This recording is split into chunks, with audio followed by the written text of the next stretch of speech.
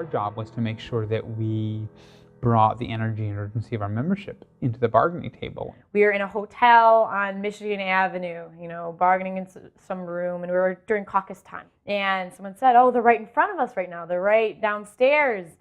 And we were caucusing during that point, kind of at a sticking point. And immediately after that happened, immediately after everyone marched in front of the hotel, that was when we got back the best offer we'd gotten in, 7 months. At the Sunday meeting of the House of Delegates after the first week of the strike, I don't think any of us anticipated the sentiment in that room. The House of Delegates were told that we had a framework for an agreement. They did not vote to accept or reject an agreement. Our delegates were not interested in blindly signing off on something they have not seen. So our members were very clear that they didn't trust CPS. They wanted to see the language. The message from the Board of Education over the weekend had been, "Oh, we're good to go." But the membership said, "Sorry guys, we want the details."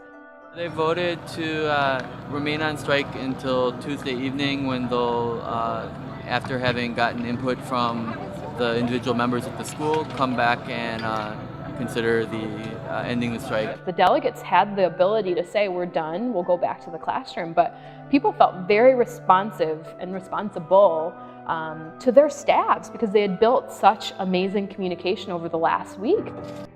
The way I put it is the contract, we won some things, we stopped some things, and there were some things we couldn't stop. I mean, what was pretty incredible is that we defeated merit pay. Special ed class size is now grievable, so we can try to protect students who are the neediest and having overcrowded classrooms. We made the boss hire over 600 art, music, PE teachers in order to staff up the longer day. We did limit the amount of test score growth that will be counted towards teacher evaluation, which is a very big deal. And there's some good stop. The big issues that were unchanged were hard language on class size. We still have suggestions on class size. We did not increase staffing ratios for all those wraparound services. We heard both sides. We got to talk amongst our peers, perhaps try to convince somebody before the vote. And we went back and forth, and there are definitely opposing views.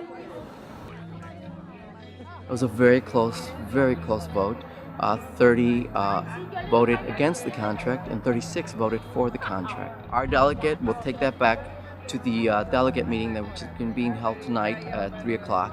And that's what our vote will be. It will be one vote. Yes, we vote to go back to work and accept this contract. It's a lengthy process, but it's a democratic process. It's slow, and sometimes it's messy, but that's kind of what we've been chanting. Democracy, this is what democracy looks like. So we have big battles against school closures. We have big battles against our schools being turned into testing factories rather than joyful places of learning and development. I think the war, if I want to say, continues for better schools. The struggle continues. It's not the end. I think probably it begins new chapters for the struggle for better education. I kind of think of it as a long prize fight, and we just went through round one. We gave Rom and the school deformers, the corporate deformers, a bloody nose, but we got to go for the knockout. It's going to take a few rounds, but I think we're going to get there, and I think we're more powerful now. That this was about more than the contract. This is about what type of Chicago do you want to see? Do you want to see a Chicago where failed education policies are shoved down the throats of Black and brown families? Or do you want a Chicago where every child has an opportunity to reach their potential? Organized labor needs to take away from this is that this is not a new thing. Organized labor needs to go back to its roots. There's a direct connection between what the workers do and the communities that they serve. A public sector fight can't just be about the bread and butter of the actual union members themselves. That the way to actually win is to champion the interest of the working class in a larger context.